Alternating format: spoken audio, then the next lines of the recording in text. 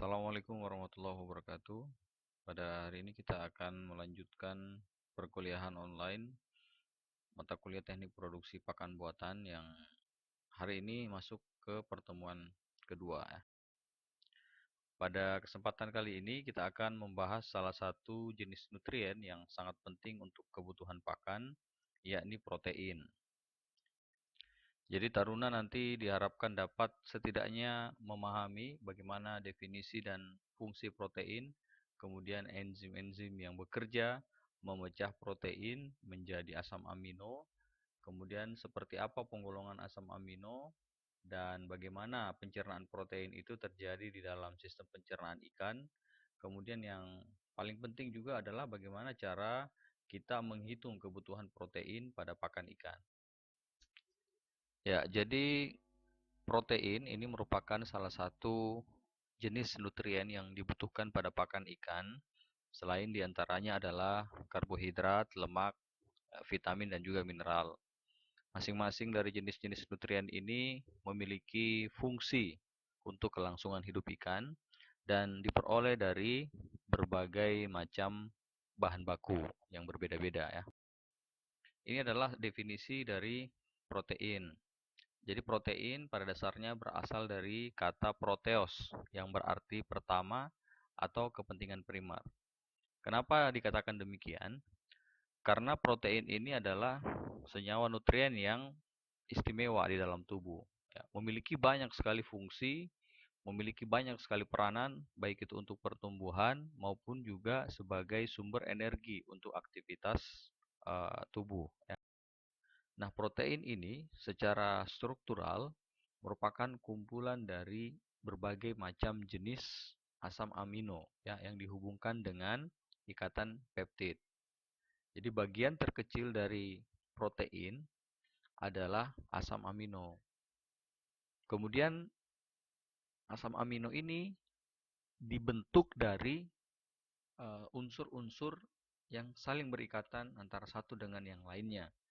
Baik itu unsur karbon, kemudian hidrogen, nitrogen, ada oksigen, dan bahkan beberapa mengandung sulfur dan fosfor meskipun dalam jumlah yang kecil. Nah, ciri umum dari protein ini adalah kandungan nitrogennya sekitar 16%. Fungsi protein pada umumnya terbagi atas 3 fungsi utama, yakni sebagai zat pembangun, pengatur, dan juga pembakar. Sebagai zat pembangun, protein berperan dalam menjaga struktur jaringan agar selalu berada dalam kondisi yang optimal.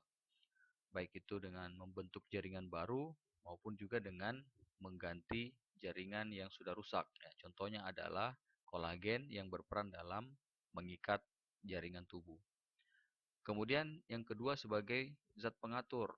Di sini adalah fungsi biologi dari protein.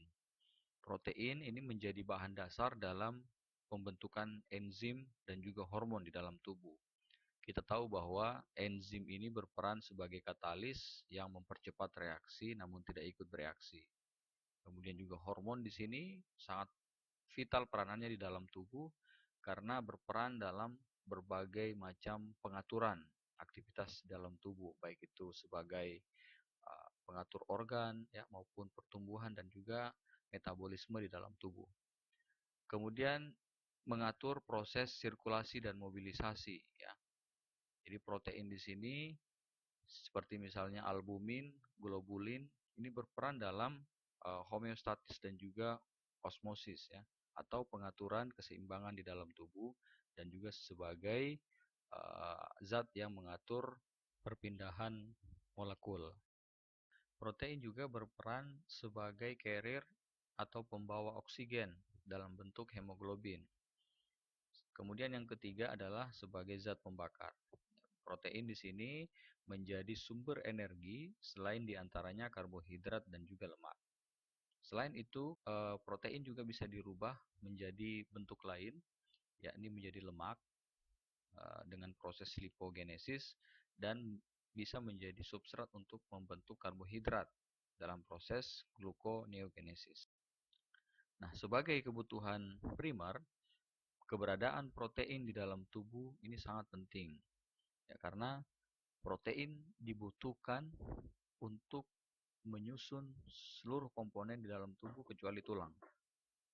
Ya, jadi mulai dari sel, jaringan, organ, ini semua dibentuk atau disusun dengan bahan utama protein. Sehingga pasokan protein ini harus selalu tersedia pada ikan melalui pemberian pakan. Ya. Kemudian protein yang ada di pakan itulah yang nantinya akan dicerna, ya, kemudian dimanfaatkan oleh tubuh ikan. Jadi seperti apa protein yang ada di pakan itu sama dengan protein yang ada di tubuh ikan. Ya.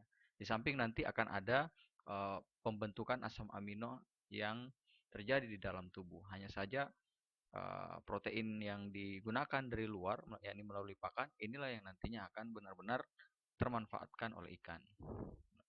Kemudian protein ini juga bisa berupa protein nabati maupun protein hewani, ya, tergantung dari bahan baku dalam pembuatan pakan. Dan perlu juga kita ketahui bahwa protein ini dapat denaturasi oleh panas, ya, kemudian juga adanya asam atau kondisi asam dan kondisi basa, kemudian juga keberadaan alkohol, logam berat, dan aseton, sehingga proses pemilihan bahan baku ini sangat penting. Jangan sampai ada bahan hazard yang kemudian mengganggu keseimbangan protein. Kemudian juga perlu diperhatikan proses pembuatan pakan agar tidak menggunakan metode-metode yang bisa merusak keberadaan protein di pakan. Contohnya misalnya penggunaan panas yang berlebihan, ya, atau misalnya penambahan senyawa-senyawa yang sifatnya dapat menurunkan pH menjadi sangat asam dan kemudian bisa merusak struktur dari protein. Nah, apa yang terjadi jika protein di dalam tubuh tidak memadai atau defisiensi protein? Kita tahu bahwa fungsi protein di dalam tubuh ini sangat penting, yakni sebagai zat pembangun, zat pengangkut, dan juga zat pembakar. Keberadaan protein yang tidak memadai di dalam tubuh ini tentunya berpengaruh terhadap fungsi-fungsi dari protein tadi. Di antaranya adalah terjadinya penurunan berat tubuh. Kenapa? Karena protein ini sebagai zat pembakar atau sumber energi yang digunakan untuk aktivitas ikan. Ketika jumlahnya tidak memadai, maka akan digantikan oleh karbohidrat dan juga lemak. Ketika karbohidrat dan juga lemak digunakan sebagai sumber energi, maka tidak ada pasokan untuk menambah bobot tubuh. Ya, akibatnya apa? Akibatnya timbul penurunan bobot tubuh. Kemudian terjadi juga penurunan pertumbuhan. Kenapa? Karena fungsi protein tadi sebagai zat pembangun. Ya, ketika protein tidak memadai di dalam tubuh, maka proses perbaikan jaringan atau penggantian jaringan yang rusak ini tidak akan terjadi secara optimal, maka yang terjadi adalah penurunan pertumbuhan. Selain itu juga fungsi-fungsi fisiologi yang lain akan terganggu yang berdampak pada penurunan pertumbuhan, seperti misalnya kerja sel, kerja enzim, kerja hormon, dan lain sebagainya. Kemudian ketiadaan protein yang memadai juga ini akan berpengaruh terhadap fungsinya sebagai zat pengangkut tadi, yakni berada di dalam darah. Ya, yang timbul apa? Yang timbul adalah anemia atau kekurangan sel darah merah, yang kita tahu bahwa sel darah merah ini juga penyusunnya adalah kebanyakan dari protein, ya, dalam bentuk hemoglobin. Nah, kekurangan protein di dalam tubuh ini disebabkan oleh beberapa faktor. Yang pertama karena kandungan protein pada pakan yang rendah. Jadi pakan yang kita berikan kepada ikan memang kandungan proteinnya rendah. Jadi protein yang masuk ke dalam tubuh juga akan rendah, ya. Nah, di samping itu seringkali juga kita temukan adanya aktivitas intek pada ikan yang tidak berlangsung dengan baik. Pakan yang diberikan ke perairan ini kebanyakan bleaching atau terurai di air sebelum kemudian diintek oleh ikan atau dimakan oleh ikan. Sehingga protein yang tadinya sudah mencukupi di pakan, tapi karena terurai di air sebelum masuk ke dalam tubuh, ini menyebabkan tidak optimalnya kadar protein yang dikonsumsi. Nah, kadangkala juga protein yang ada di pakan ini sudah mencukupi, kemudian aktivitas intake pakan oleh ikan juga sudah berlangsung dengan baik. Hanya saja kecernaan pakan rendah yang menyebabkan proses penyerapan protein juga akan rendah. Kita tahu bahwa kecernaan ini sangat-sangat dipengaruhi oleh berbagai macam faktor. Dan yang paling berpengaruh juga adalah pemilihan bahan baku. Ketika bahan baku yang digunakan kualitasnya rendah, maka yang terjadi adalah kecernaan di dalam tubuh ikan juga akan rendah. Ya, misalnya saja karena terlalu banyak serat, sehingga protein yang berada di dalam pakan tidak bisa diurai secara optimal. Kemudian selain kecernaan juga adalah proses absorpsi atau penyerapan protein yang tidak berlangsung dengan baik. Kemarin kita sudah bahas bahwa tidak semua pakan yang di-intake atau dikonsumsi itu bisa dicerna, dan tidak semua pakan juga yang sudah dicerna bisa diabsorpsi. Sehingga ini berpengaruh sekali terhadap keberadaan nutrien-nutrien yang ada di dalam pakan, dan salah satu contohnya adalah protein. Kemudian juga adanya kehilangan protein yang berlebih.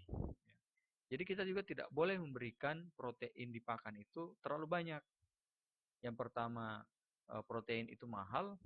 Kemudian yang kedua, protein kalau berlebih di dalam tubuh ini juga bisa dibuang secara alamiah oleh aktivitas di dalam tubuh ikan. Jadi tidak boleh memberikan protein yang terlalu banyak. Kalau sudah dibuang ke perairan, dampaknya adalah peningkatan amonia, ya, karena protein ini mengandung nitrogen yang nantinya akan dibentuk menjadi amonia. Kemudian yang terakhir adalah berbagai macam penyakit dan kondisi ikan yang tidak normal ini berpengaruh terhadap defisiensi protein di dalam tubuh. Nah, faktor-faktor yang berpengaruh terhadap kebutuhan protein pada ikan diantaranya adalah jenis ikan itu sendiri, ya.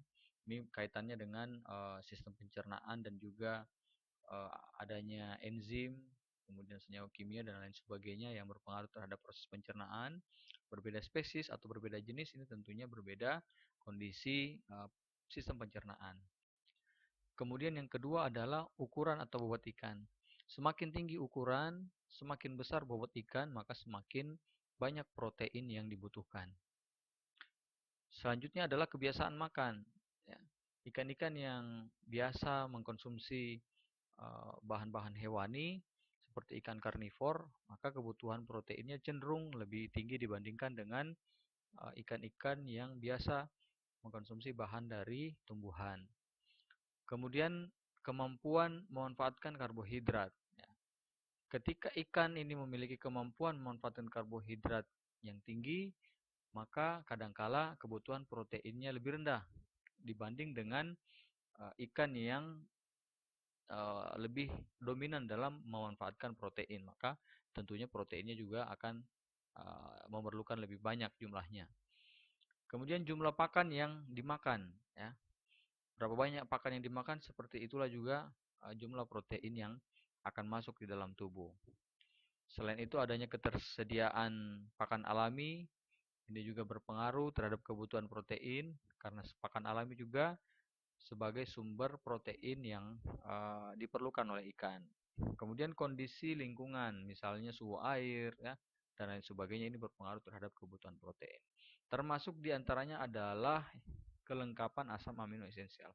Karena protein itu mengandung atau tersusun dari asam-asam amino, sehingga setiap ikan mempunyai kebutuhan asam amino yang berbeda-beda. Adanya asam amino esensial yang ada di dalam pakan ini tentunya berpengaruh terhadap proses pencernaan protein di dalam tubuh ikan. Nanti kita akan bahas lebih lanjut. Ya, ini adalah struktur protein, di mana pada dasarnya protein ini tersusun atas berbagai jenis asam amino yang saling berikatan dengan ikatan peptid. Jadi masing-masing asam amino ini memiliki fungsi dan peranannya di dalam tubuh, ya. Jadi seperti apa kebutuhan protein pada ikan? Sebenarnya itu berdasarkan kebutuhan dari asam amino. Jadi profil asam amino ini terlebih dahulu harus kita pahami yang ada di dalam tubuh ikan, kemudian kita buat pakan ya sesuai dengan profil asam amino yang ada di tubuh ikan. Kemudian kualitas protein ini juga ya tentunya dipengaruhi oleh kelengkapan asam amino esensial yang ada di dalam pakan ikan itu sendiri. Ini adalah fungsi dari asam amino, baik itu untuk maintenance, growth ya, atau pertumbuhan, kemudian juga feed intake, nutrient utilization, kemudian immunity, behavior atau aktivitas, tingkah laku, ya, kemudian juga metamorfosis larva, reproduksi, dan juga adanya resistensi terhadap stresor yang berasal dari lingkungan. Asam amino ini jumlahnya ada 22 jenis. 20 jenis asam amino sebagai penyusun utama protein, kemudian 10 jenis juga termasuk dalam asam amino esensial. Jadi dibagi dua, ada asam amino esensial dan asam amino non esensial. Apa perbedaannya? Kalau asam amino esensial ini sangat dibutuhkan oleh ikan dan juga tidak dapat dibentuk atau disintesis di dalam tubuh ikan.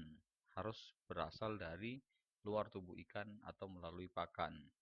Sedangkan asam amino non esensial ini bisa dibentuk di dalam tubuh ikan itu sendiri, ya, dengan bantuan unsur-unsur lain di dalam tubuh ikan.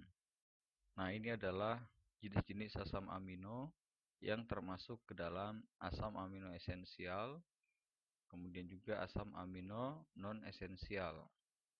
Ya, kalau untuk yang esensial ada leusin, metionin, ya, sampai dengan lisin. Kemudian yang asam amino non esensial ini ada glisin, alanin, sampai dengan glutamin ya. Adapun asam amino non esensial ini juga dibagi dua. Ada yang disintesis dengan substrat yang sederhana, kemudian juga ada yang disintesis dari substrat tertentu, misalnya tirosin, hidroksilisin, kemudian juga sistein ya. Jadi protein dicerna sehingga menjadi bentuk yang paling terkecil yang kita kenal dengan nama asam amino. Ya, bentuk dipakan itu adalah protein, kemudian dicerna oleh tubuh menjadi asam amino, kemudian diserap dan dimanfaatkan oleh tubuh dengan berbagai macam fungsi dari protein. Ini adalah mekanisme dari proses pencernaan protein di dalam sistem saluran pencernaan ikan. Jadi protein yang ada di pakan ini kemudian diintek ke dalam mulut ikan, dimasukkan ke dalam mulut ikan, sehingga terjadi proses penghancuran pakan secara mekanis. Kemudian otot-otot pada faring akan berkontraksi, kemudian membawa pakan tadi, ya, membawa pakan dari mulut menuju ke esofagus. Nanti di esofagus kemudian diteruskan sampai ke lambung.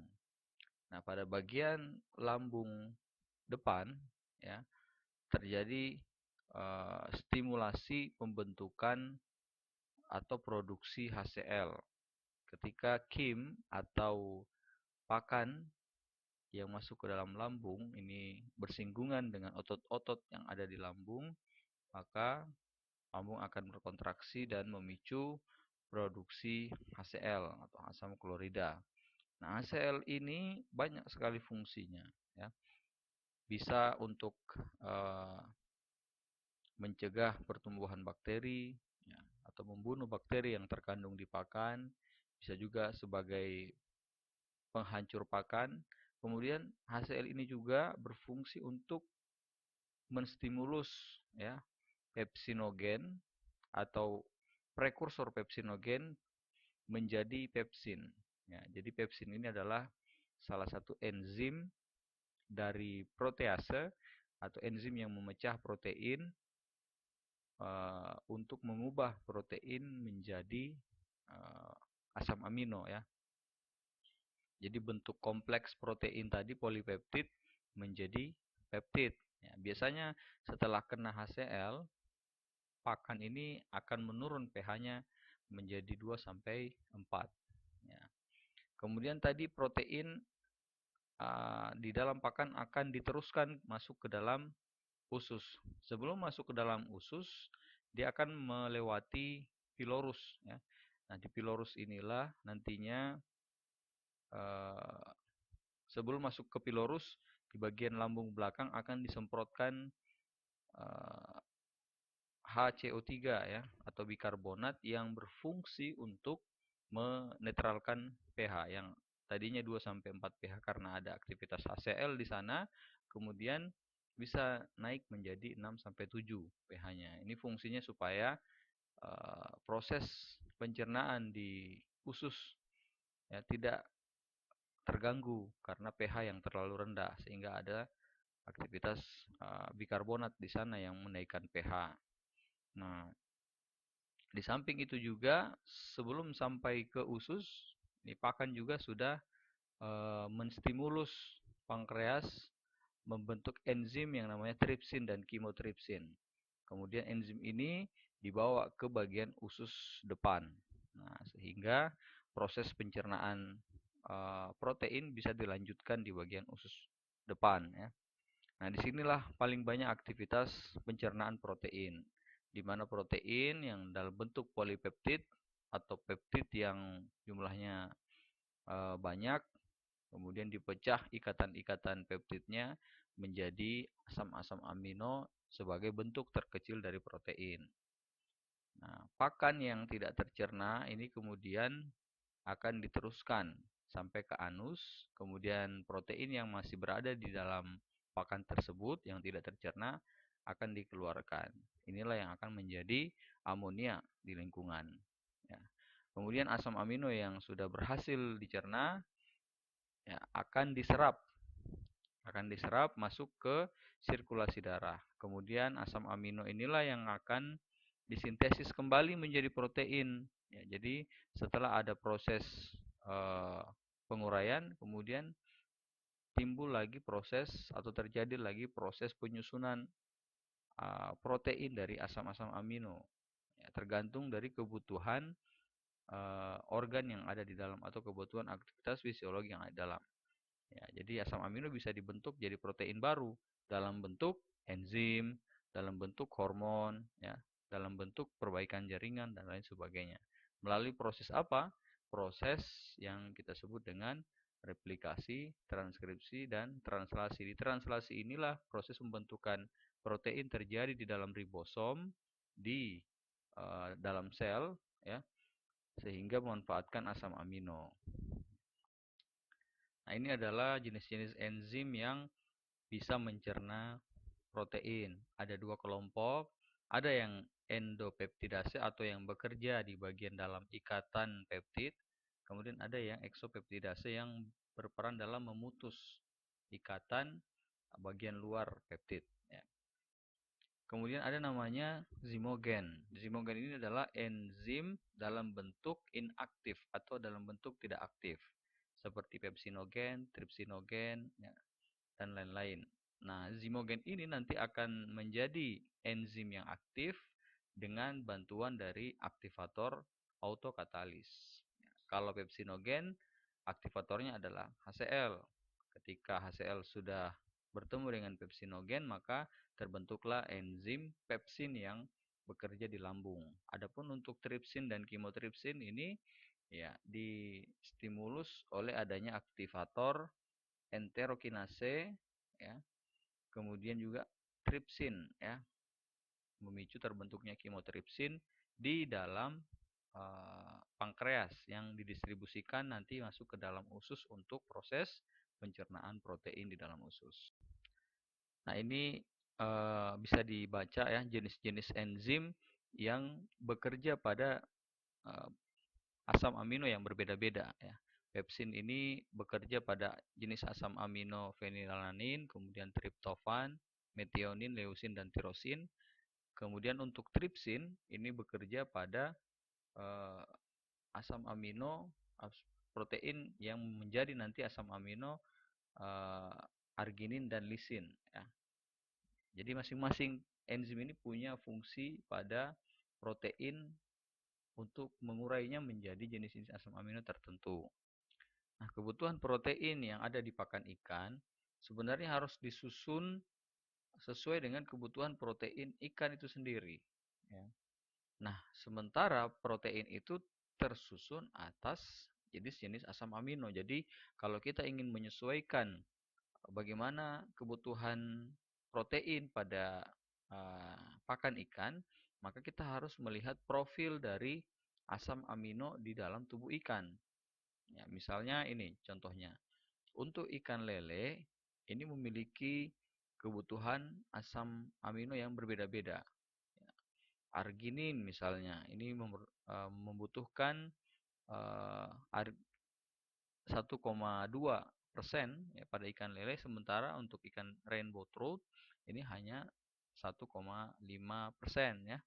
Begitu seterusnya, masing-masing ikan memiliki perbedaan kebutuhan asam amino. Jadi kalau kita mau ramu sebuah pakan dengan komposisi asam amino tertentu, maka kita harus melihat profil asam amino pada ikan terlebih dahulu biar kita bisa menyesuaikan. Ya, seperti apa asam amino yang ada di ikan, seperti itulah asam amino yang ada di pakan yang akan kita buatkan nantinya. Ketika kita sudah membuat komposisi pakan yang mengandung asam amino sesuai dengan asam amino yang dibutuhkan oleh ikan, kemudian juga kita harus lihat persentase dari kebutuhan protein. Ya, jadi tiap ikan juga memiliki kebutuhan protein yang berbeda-beda. Misalnya ikan bandeng ini di bawah 25 gram, ya, ini memiliki kebutuhan protein sekitar 38 sampai 40. Kalau sudah di atas 50 gram, ya, ini memerlukan protein yang lebih sedikit, yakni 25 sampai 35%. Ikan baronang ya, ini memiliki kebutuhan protein yang lebih rendah ya, dibandingkan dengan ikan-ikan pemakan daging seperti misalnya kakap, kerapu, ya. Kemudian juga udang windu dan udang faname yang kebutuhan proteinnya lebih tinggi. Jadi ikan yang terbiasa mengkonsumsi bahan-bahan dari tumbuhan, kebutuhan proteinnya biasanya lebih rendah dibanding dengan ikan karnivor atau ikan yang banyak mengkonsumsi bahan dari hewani. Di sini bisa kita lihat perbedaan kebutuhan protein tersebut. Kalau karnivor, proteinnya tinggi, biasanya kebutuhannya 40%. Ya. Kalau ikan omnivor, kebutuhan proteinnya sekitar 30-40. Kalau untuk ikan herbivor, ya biasanya lebih rendah proteinnya, kebutuhan proteinnya yakni 20-30%. Jadi pakan yang mengandung komposisi asam amino yang sesuai dengan kebutuhan asam amino tubuh ikan ini memiliki nilai nutrisi yang tinggi. Sehingga pembuatannya harus betul-betul diformulasikan agar bisa menjadi sumber asam amino yang tepat bagi kebutuhan asam amino tubuh ikan. Karena memang masing-masing ikan memiliki kebutuhan asam amino yang berbeda-beda. Nah, ikan pada stadia larva ini biasanya memerlukan protein yang lebih tinggi dibandingkan dengan ikan dewasa. Karena pada larva ini digunakan untuk penyempurnaan organ-organ, ya. Kemudian juga penyempurnaan fungsi-fungsi fisiologi di dalam tubuhnya, ya. Sehingga biasanya pakan alami yang diberikan seperti Tubivex atau cacing sutra dan lain-lain ini memiliki protein yang di atas dari 50%, biasanya sampai 60% bahkan, ya. Kemudian juga ada kandungan enzim di dalam pakan alami yang bisa membantu pencernaan dari protein yang pada larva. Ya. Nah, dari mana sumber protein ini?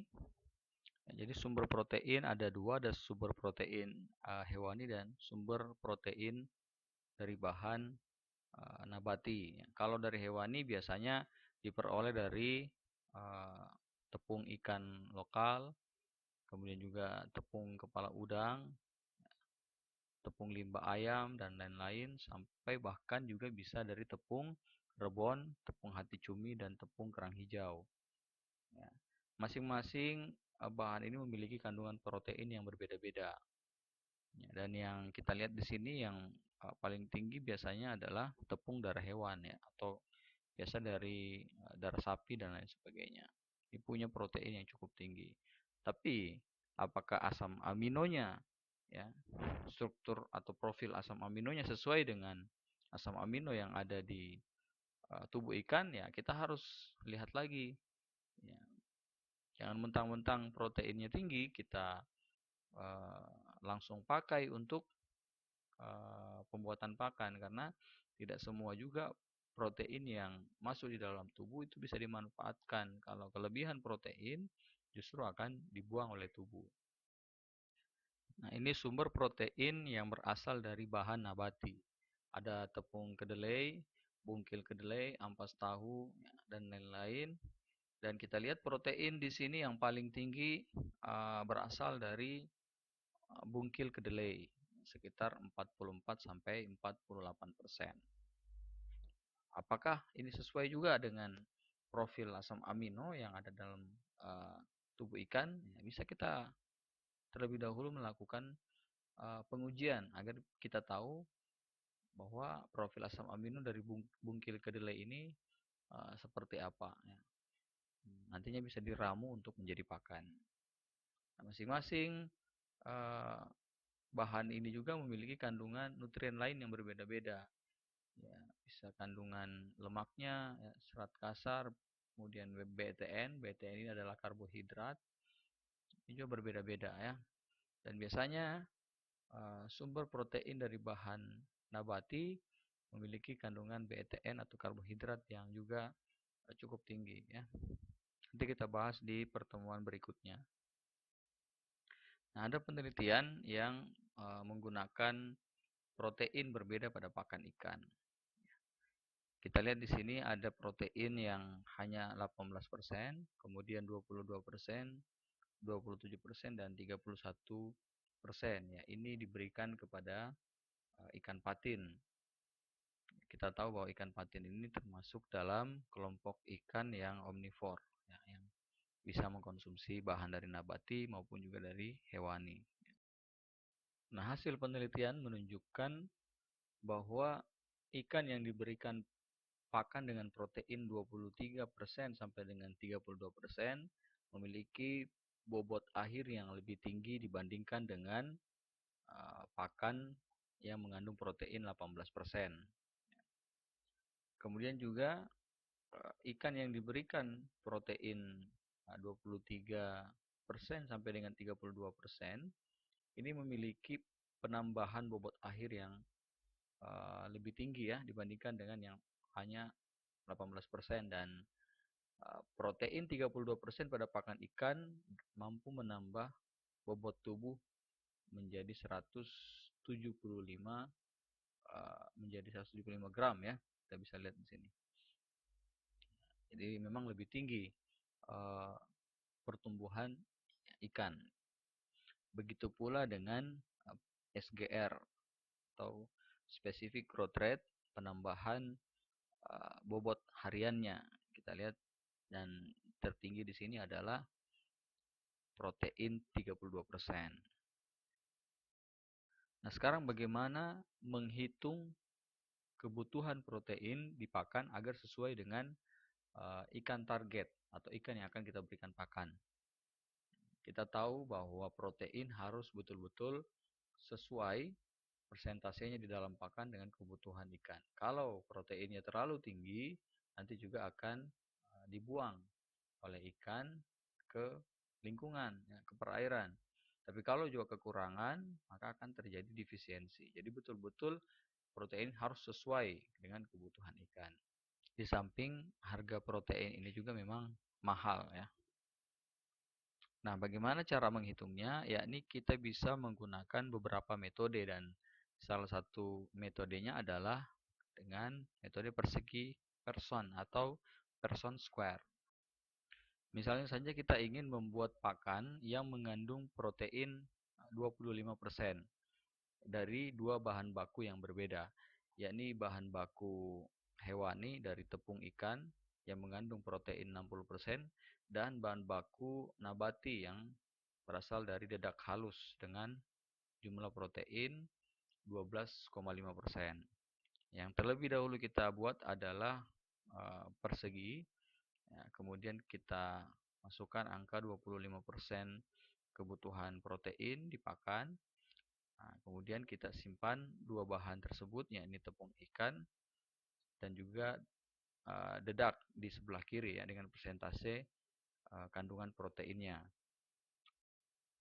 Kemudian persentase kandungan protein pada bahan baku dikurangi dengan kebutuhan protein. 60 kurang 25 hasilnya 35,1, kemudian 12,5 dikurangi 25 menjadi 12,5. Dan selanjutnya dijumlahkan 12,5 ditambah dengan 35,1 menjadi 47,6. Nah, setelah dijumlahkan, masing-masing dari hasil pengurangan kandungan protein tadi ini dibagi dengan total dari penjumlahan antara 12 sama 35, yakni 47. Jadi 12,5 dibagi 47,6. Kemudian dikali 100. Ini untuk mencari persentasenya. Sekitar 28,3% untuk yang dedak. Kemudian untuk yang tepung ikan, ini 35,1 diper dengan 47,6 dikali 100 sama dengan 73,7%. Selanjutnya, kedua bahan baku ini dijumlahkan, ya. Kalau kita mau buat pakan 100 kg pakan, maka kita harus membuat 26,3% bahan baku kita timbang dari tepung ikan, kemudian 73,7% bahan baku dari dedak halus. Karena pakannya adalah 100 kg, ya, jadi bisa langsung. Misalnya tepung ikan kita timbang 26,3 kg dan dedak halus 73,7 kg. Ya, seperti itu cara menghitung. Nah, bagaimana kalau misalnya bahan baku yang kita gunakan lebih dari dua jenis? Ya, caranya adalah kita harus membuat pengelompokan menjadi dua kelompok, yakni protein basal dan protein suplemen. Nah, protein basal ini berasal dari bahan-bahan baku nabati maupun hewani yang memiliki kandungan protein di bawah 20%. Sementara protein suplemen ini memiliki kandungan protein di atas 20%. Misalnya saja kita punya data sebagai berikut, di mana kita kelompokkan masing-masing bahan baku ini mengandung protein yang berbeda-beda, kemudian kita kelompokkan masuk di kelompok protein basal dan masuk di kelompok protein suplemen. Jadi tepung terigu misalnya ini masuk di basal karena proteinnya hanya 8,9%. Kemudian tepung kedelai ini masuk di suplemen karena proteinnya 38,6% di atas dari 20%. Kemudian tepung daun turi masuk ke kelompok suplemen dan lain sebagainya sampai dengan ampas tahu ini juga masuk ke dalam kelompok bahan baku suplemen, protein suplemen karena kandungan proteinnya yang di atas 20%. Nah, ini ada soal bagaimana kalau misalnya kita diminta untuk membuat pakan dengan kandungan protein 40% sebanyak 10 kg menggunakan bahan baku sebagai berikut, ya. Ada tepung ikan dengan kandungan protein 60% sekian. Kemudian ada tepung kedelai yang memiliki kandungan protein 39%. Kemudian dedak halus yang memiliki kandungan protein 11,35%. Tepung terigu 8,9% dan tepung jagung 7,6%, ya. Bagaimana komposisi yang tepat dari masing-masing bahan baku ini supaya kebutuhan proteinnya sesuai, dan bagaimana juga kebutuhan bobot kering, ya, masing-masing bahan baku yang dibutuhkan. Mari kita hitung dengan metode Poisson square.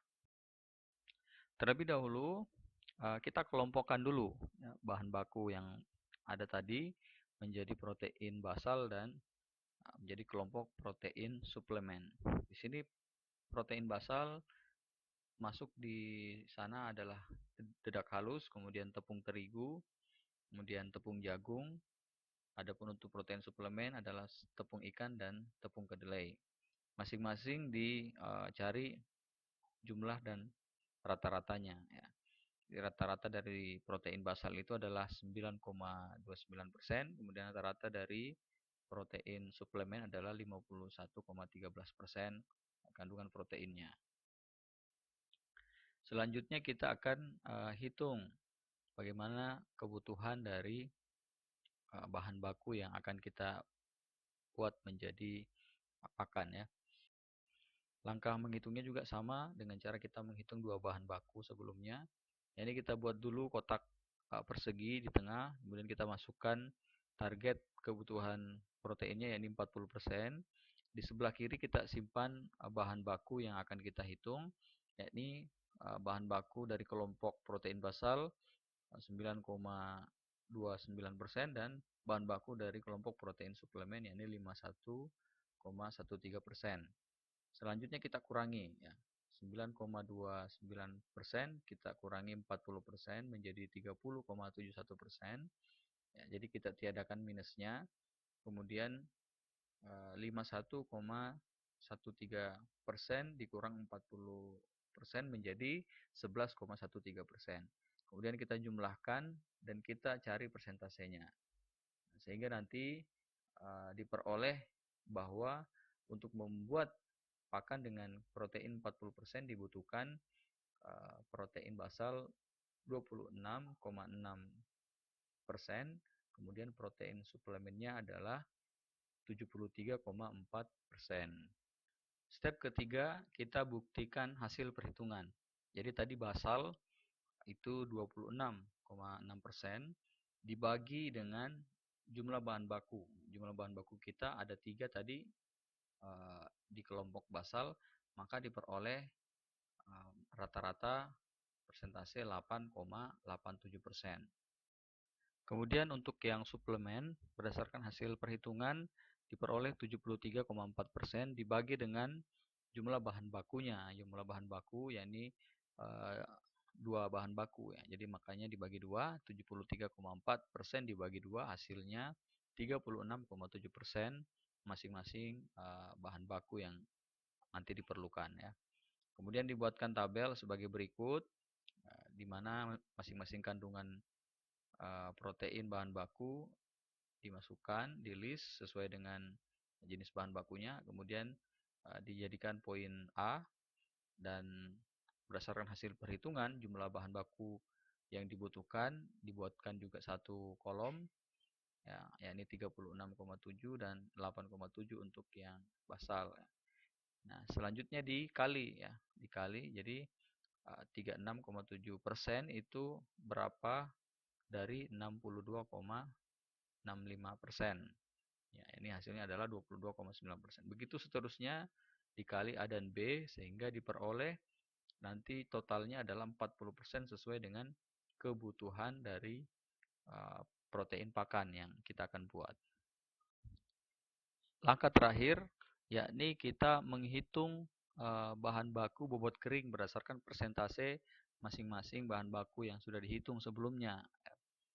Misalnya kita buat tabel terlebih dahulu seperti ini, dan perhitungannya adalah tepung ikan yang tadi kita butuhkan adalah 36,7% dikali dengan 10.000 gram atau setara dengan 10 kilo, sehingga diperoleh sekitar 3.670 gram. Begitu seterusnya sampai di bahan tepung terigu juga ya, dikali dengan 10.000 gram ya.